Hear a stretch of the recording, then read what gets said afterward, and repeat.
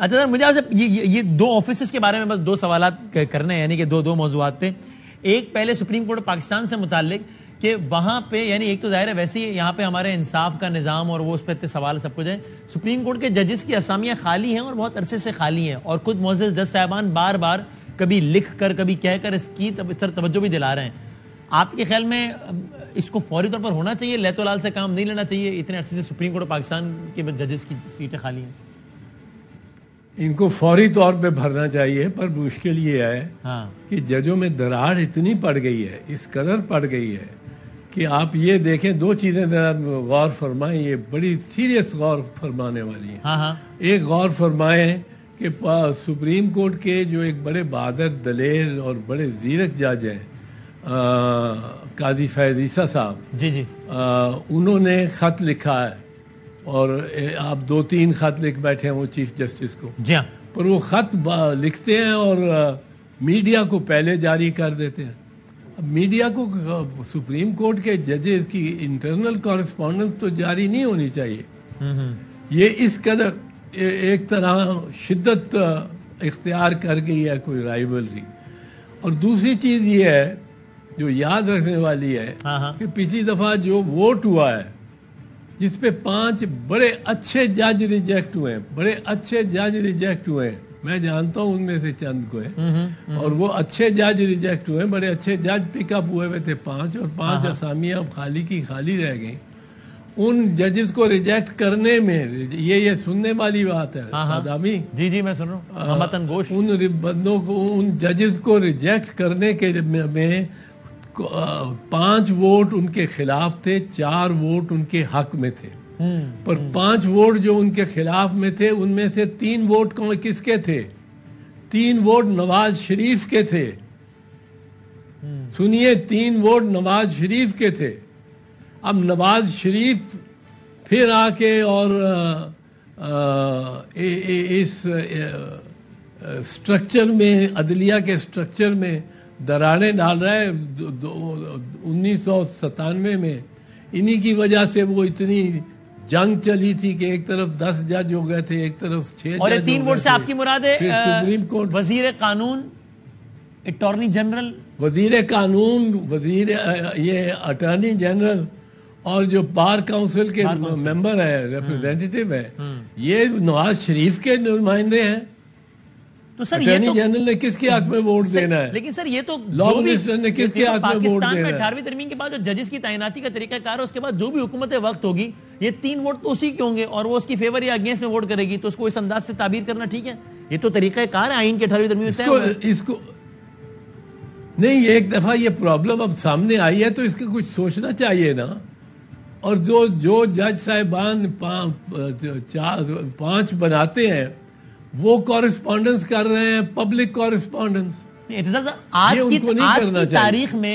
کی تاریخ میں آئینی طور پر اس طریقہ کار کے علاوہ کوئی اور طریقہ ممکن ہے ججز تعیناتی کا؟ نہیں ہے نا. تو پھر اسی طریقے سے تعیناتی ہوگی نا, چاہے وہ عمران خان کریں, زرداری کا آپ کریں, جو بھی جس کی بھی گورنمنٹ ہو. اس کے علاوہ آج کی تاریخ میں کوئی اور ممکن نہیں ہے, اس میں کوئی شک نہیں ہے. میں کوئی غلط بات نہیں کروں گا, لیکن یہ اس انتہا پہ اس نے ہم نے پہنچا دیا ہے, دکھا دیا ہے کہ وہ نواز یہ بکھیڑا پچھلے سال کیوں نہیں ہوا, اس سے پچھلے سال کیوں نہیں ہوا, اس سے پچھلے سال کیوں نہیں ہوا, اس سال کیوں ہو رہا ہے جس دن نواز شریف آتے ہیں. نواز شریف اجازت دیتے ہیں لا منسٹر کو بھی ووٹ فار دا بیسٹ مین. نواز شریف اس وقت جب 1997 میں تھے تو آپ کو یاد ہوگا 10 ججز کا ایک بینچ بنا تھا, 5 بالکل یاد ہے, بینچ بنا ہوا تھا. 2 ججز نے کوئٹہ میں سٹے آرڈر دے دیا تھا اپنے چیف جسٹس کے خلاف. وہاں وہی پہنچے ہوئے ہیں ہم. تو اتزار صاحب آپ یعنی اس طریقہ کار کو ہی آئیڈیل نہیں مانتے, اسی میں سکم سمجھتے ہیں, اور اس کی تصحیح ہونی چاہیے جو کہ صرف ایک اور آئینی ترمیم کے ذریعے ممکن ہے. By the way if I'm not wrong, آئینی ترمیم کے ذریعے ہی ممکن ہے, یا لوگ ہوش کا ناخن لیں, ہوش کا ناخن لیں, یہ سمجھیں کہ میں نے یہ پارٹی کو ووٹ نہیں دینا, میں نے یہ سپریم کورٹ آف پاکستان کے لیے ووٹ دینا ہے, اور یہ انڈیپینڈنٹ ہونا چاہیے. یہ نہیں ہے اس طرح, بالکل ہرگز نہیں ہے. سپریم کورٹ اعتراض صاحب ان کی دو میں سے ایک ہی رائے ہوگی نا, یا رائے ہوگی کہ ہاں فلاں جج کے حق میں ووٹ دینا ہے, یا رائے ہوگی کہ ووٹ نہیں دینا ہے. اس کے علاوہ تو طریقہ کرنا ہے. اگر اس چیز کو یوز کیا جائے, اس انٹرپریٹیشن کو جو آپ نے کہی, تو پھر تو ایک صورت میں یہ تعبیر بنے گی کہ اپنے فیوریٹ جج لا رہے ہیں, دوسری صورت میں یہ تعبیر بنے گی کہ اپنے فیوریٹ جج کو نہیں لا, یعنی اپنے جو جج اچھا ہے اس کو نہیں لا رہے. تو یہ تو پھر اس کے علاوہ کوئی تیسرا طریقہ ہی نہیں ہے پھر, اگر اس طرح تعبیر کرنا شروع ہو جائے. پاکستان میں ہر سال وکلا کے الیکشن ہوتے ہیں, ہر سال لوگوں کو پتہ لگتا ہے کون کس طرف کھڑا ہے, کون کیا کر رہا ہے. اور کچھ سالوں سے یہ عہدہ سپریم کورٹ بار ایسوسی ایشن کا بڑا پرومیننٹ ہوا ہے عہدہ. یہ جب ہماری تحریک چلی تھی اس سے پہلے کوئی جانتا بھی نہیں تھا کہ سپریم کورٹ بار کا پریزیڈنٹ کون ہے. یہ منیر ملک سے اور پھر کرد اعتزاز احسن رشید رضوی سارے آپ لوگ سارے حامد خان وہ سب, تو یہ معلوم ہونا شروع ہوا. اب یہ ذمہ داریاں ہیں کچھ, یہ عہدہ صرف نہیں ہوتا, اس کے ساتھ ذمہ داری آتی ہے. ٹھیک ہے, اب آپ ذمہ داری آپ نبھاتے ہیں. جن جج صاحب کو جاتی ہے وہ جج صاحب ایک خط لکھتے ہیں چیف جسٹس کو اور سارے میڈیا کو جاری کر دیتے ہیں. وہ بھی غلط ہے. ٹھیک ہے سر, ایک بات اور بتا دیجیے. وہ بھی غلط ہے.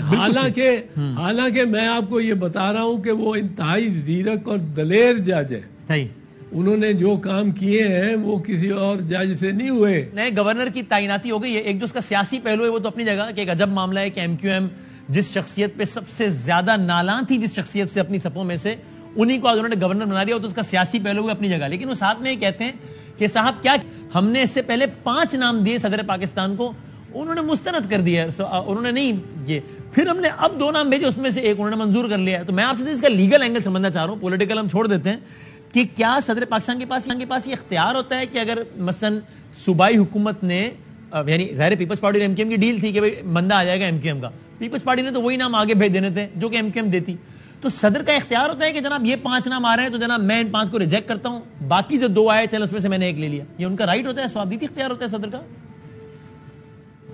نہیں, صدر کا ہمارے خیال میں تو صدر پابند ہے آرٹیکل 48 میں پرائم منسٹر کی ایڈوائس کا. جس طرح ملکہ برطانیہ پابند تھی, اب بادشاہ چارلز پابند ہے پرائم منسٹر کی ایڈوائس کا. اچھا, اور باہمی ان کی ڈسکشن یہ تو ہو سکتی ہے نا, ہوتی ہے. کوئین کہتی ہے بھائی تم یہ کیا کر کے لے آئے ہو, تم ذرا سوچ لو دوبارہ. یہ اس کا حق ہے, اختیار ہے. اور اگر وہ 1-2 مرتبہ سوچنے اور ریویو اور ریوائز کرنے کے بعد ایک نتیجے پہ پہنچ جاتے ہیں بالآخر, تو اس پہ آدمی کو ایک لحاظ سے مطمئن ہونا چاہیے, قوم کو بھی اور شخصیات کو بھی.